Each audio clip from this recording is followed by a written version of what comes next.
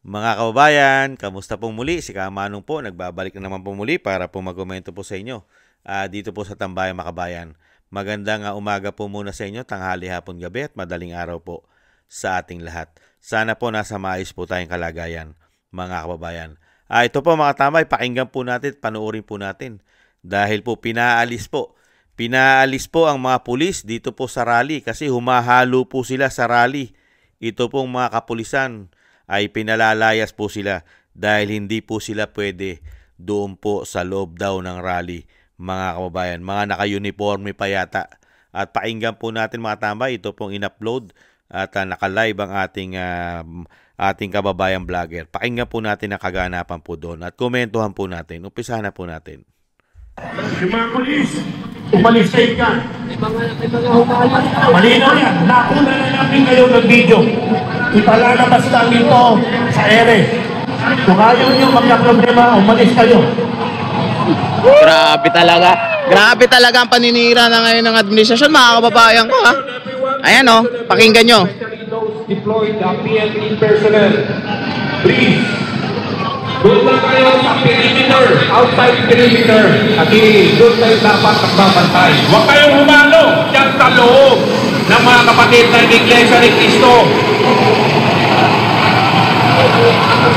This is the Regional Director of NCRPO. All police officers nandyan sa loob ng grounds ng Luneta. Please, lumabas kayo dyan at doon kayo sa perimeter lang. Perimeter security tayo. Hindi dapat kayo dyan kasi hindi kayo kasali sa rally. Please lang. Get outside. Yes! Para masiguro at kaligtasan ng mga kapatid natin sa Iglesia ni Cristo. In 10 minutes, I want everyone, if ever kung mayroon man dyan na nakahalo, na uniform personnel, in 10 minutes, dapat andyan kayo sa outside perimeter security. Thank you. Yan, sir.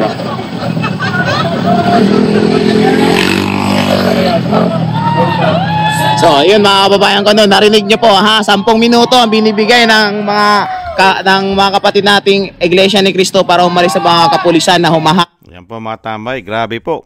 Humahalo na raw po ang mga kapulisan dito po sa mga kapatid sa Iglesia ni Cristo. Kaya po kinukundi na po ng pamunuan po ng organizer po na Iglesia ni Cristo ang mga kapulisan na humahalo po doon po sa ginagana po na rally po ngayon mga tambay. Ngayon po, 3 araw po yan. At hindi lang naman po Iglesia ni Cristo po ang nahandyan po ngayon mga tambay. Meron din pong grupo dyan na nahandyan din po ang KOJC, yung kay Kibuloy, at syempre po yung JIL, I think JIL sa mga Villanueva po yata yan. JIL at KOGC kay Kibuloy. At syempre po ang INC, mga kababayan. Ayan po, pilit pong pinaalis po ng organizer at ng tagapagsalita po ng Iglesia ni Cristo, yung speaker po doon, na lumayas kayo riyan. 10 minuto po ang ibinigay mga kababayan. Grabe po, no? Grabe. Dalawa lang naman po ang senaryo nun eh. Hindi ba? 2 senaryo. Sumasama na ba para sa katotohanan yung mga kapulisan? O may pinaplano ang mga kapulisan na hindi maganda dito po sa gaganapin pong 3 araw na rally po sa pinangungunahan po ng INC o ang Iglesia ni Cristo, mga kababayan. 2 senaryo lang po, di ba? Kung yung mga kapulisan ay sumasama na po at talagang ipaglalaban na po ang taong bayan para sa tama at talagang kukundinahin na rin nila ang kawalanghiyaan at kademonyohang pagnanakaw na mahigit 3 taon at kawalanghiyang ginawa pong pamumulitika po sa ating bansa, lalong-lalo sa ginawa nila sa dating Pangulo, mga kababayan, na ipatapo nila na walang due process sa ating bansa. Yan po, yan lang po naman ang nakikita natin dyan mga kababayan. Kung meron silang pinaplanong masama dito po sa rally, itong mga kapulisan na mga naka-uniforme, naka-battle gear pa, at talagang humahalo sila sa karamihan ng ating mga kababayan. Mga kababayan, yan po. Sana po ay maging maayos po yan at hindi po hindi po gumawa ng kaguluhan ng mga pulis.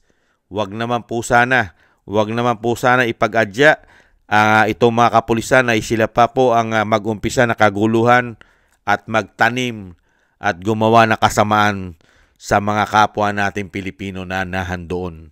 Mahirap po kasi yan dahil nakakatakot din po kasi baka mamaya wag naman sana magtanim sila dyan. Magtanim sila ng wag naman sana na ikasasakit ng mga kapatid natin na mga INC dyan. Tapos meron pang mga KOJ dyan, KOJC at JIL at marami pa tayong mga kababayan ng mga Katoliko na sumama rin po dyan.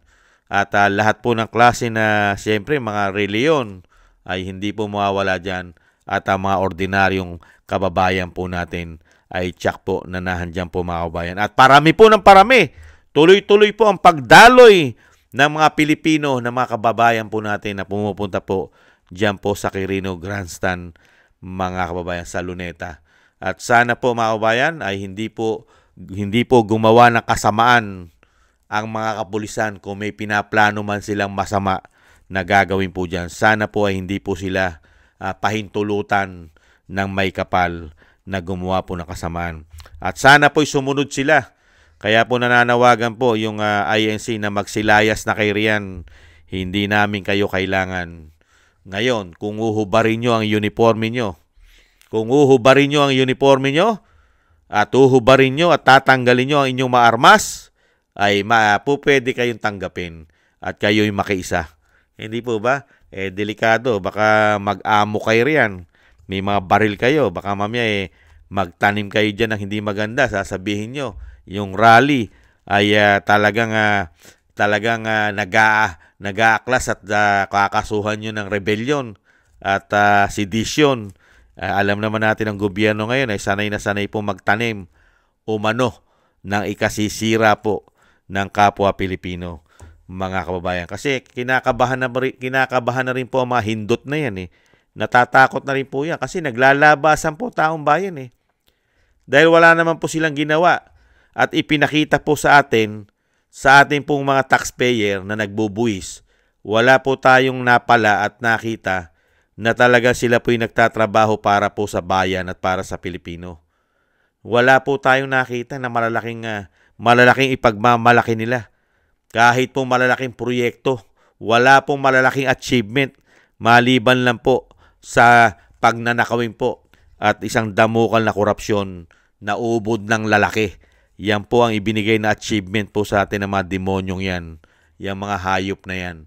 Ang napakalalaking korupsyon, nakakalula ang halaga, daan-daang milyon, trilyon pag sinuma mo na mahigit 3 taon. Ubod ng laki at nakakalulang pera, mga kabayan. Yan po ang ipinagmalaki nila, yung mga demonyo na yan. Yan po mga kabayan, ang ating pong update. At talagang pati ang mga kapulisan daw po na may mga armas ay sumasama halos doon sa loob. Na wala naman po sa kanilang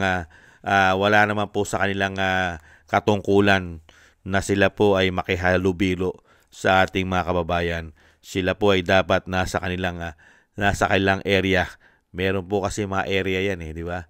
Parang may boundary yan Kailangan hindi ka lalabas yan sa mag-cross the line. Hindi ba mga kababayan? Kaya yan po mga tambay, ingat-ingat po ang ating mga kababayan.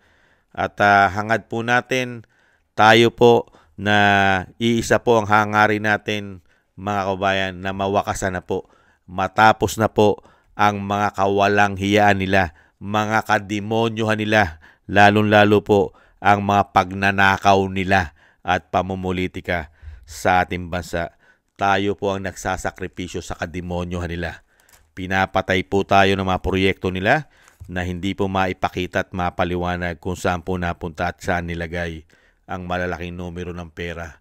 Hindi po ba? At talagang pinahirapan po tayo na husto, lalong-lalo po sa napakamamahal nating gastusin, bilihin, at napakahirap po na sitwasyon ng ating ekonomiya at kahihiyan sa buong mundo na ibinigay po sa atin ng mga walang hiyang yan. Hindi po ba? Ingat-ingat po mga kababayan, ingat-ingat po kayo dyan. at sana po hindi po sila magtagumpay sa mga binabalak nila. At kasama po kami, tulad po ng sa aking pong buong sambahanan, ay nananalangin po at nagdadasal na sana po magtagumpay po tayo sa ating po mga magandang layunin na muli po makabalik at maiyahon po ang ating bansa, mga kababayan, at mawakasan na po sila. Update po tayo mga tambay. Hintay-hintay po tayo sa mga susunod na kaganapan at dasal-dasal po tayo na magtagumpay po tayo. Ingat-ingat po mga kababayan, ingat-ingat po kayo. At update po tayo, paalam po muna mga kababayan, ingat-ingat po. Bye-bye!